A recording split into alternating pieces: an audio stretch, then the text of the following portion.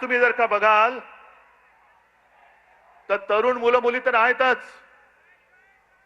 पण मी सोशल मीडियावरती बघतोय त्यांचे आजी आजोबा सुद्धा आलेले आहेत, आई वडील आलेले आहेत। याचं कारण असं की मला नाही शिकता आलं, पण माझ्या मुलांनी शिकलं पाहिजे, माझ्या मुलीने शिकलं पाहिजे। मोदी सरकारची जी घोषणा आहे, मुलगी शिकली प्रगती झाली, अरे पण शिकून परीक्षेला गेली आणि पेपर फुटला, तर ती मुलगी आत्महत्या नाही करणार, मुलगा आत्महत्या नाही करणार। मग एवढ्या मुलांनी आत्महत्या केल्या तरी एक धर्मेंद्र प्रधान तुम्ही डोक्यावर घेऊन नाचताय, मग धर्मेंद्र प्रधानला असं काय सोनं लागलेलं आहे? बरं, अण्णा हजारेंचा एक विषय झालाच, पण या घराणेशाही बद्दल आणखीन एक सांगतो। आज सोनम वांगचूक उपोषणाला बसलेत तिकडे, पण सोनम वांगचूक यांचे वडील सुद्धा, त्यांनी सुद्धा उपोषण केलं होतं। माहितीये तुम्हाला किती जणांना? कोण गेलं होतं त्यांच्याकडे बोलायला? म्हणजे भाजपच्या लेखी हुकुमशाह असलेल्या इंदिरा गांधी सोनम वांगचूक यांच्या वडिलांना भेटायला लडाखला गेल्या होत्या, तरी हे तिकडे दिल्लीत राहून दिल्लीतल्या दिल्लीत भेटायला न जाणारे मोदी आणि शहा हे लोकशाही आणि इंदिरा गांधी हुकुमशाह।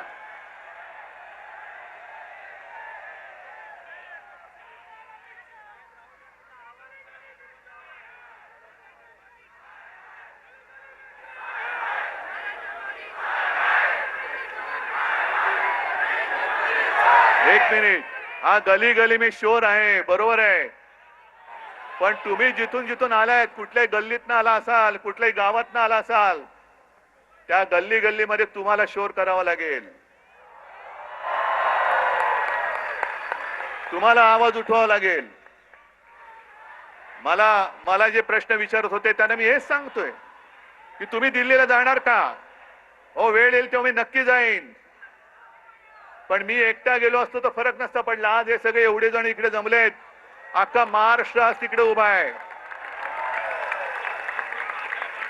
आणि हे आंदोलन आता फक्त जंतर मंतर पुरतं मर्यादित ठेवायचं नाही। देशातल्या प्रत्येक कानाकोपऱ्यामध्ये काय तुमची घोषणा? नाही, आणखीन काय बोललात? गली गली में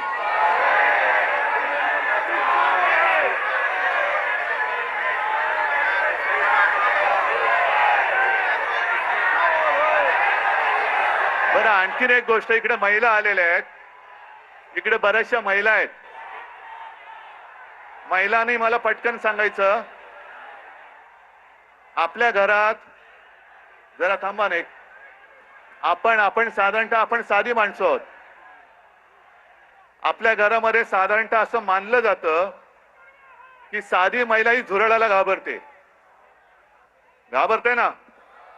अरे इकडे आमचं पंतप्रधान घाबरतो, अख्खं सरकार घाबरतं, जगातला सगळ्यात मोठा पक्ष ज्यांनी भाड्याने माणसं घेतलेत,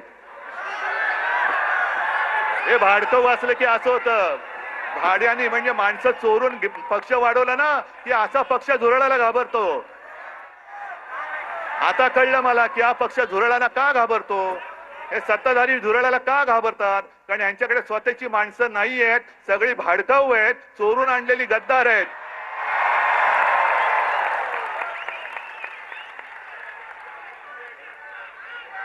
पण आता आपल्याला एक गोष्ट ठरवावी लागेल, माझं या शिवतीर्थावरून मोदी सरकारला आव्हान आहे, आव्हान की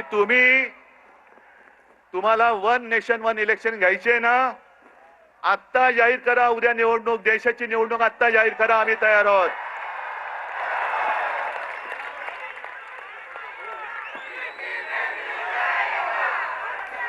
नेशन म्हणजे काय असतं, राष्ट्र म्हणजे काय असतं, या राष्ट्राची ताकद या माजलेल्या सत्ताधाऱ्यांना दाखवून देण्याची आता वेळ आली आणि संधी आलेली आहे। काय असतं नेशन म्हणजे काय असतं, राष्ट्र म्हणजे काय असतं? तुम्ही या माझ्या तरुणांना, जे उद्या देशाचं भविष्य आहेत, त्यांना कॉकरोच म्हणता, पण आज तुम्ही बेशरमपणाने तिकडे गादीवरती बसलायत। जर आपल्याला स्वातंत्र्य मिळालं नसतं तर त्यांची बुडं टेकायला ह्या गाद्या मिळाल्या नसत्या. जे क्रांतिकारक फासावर गेले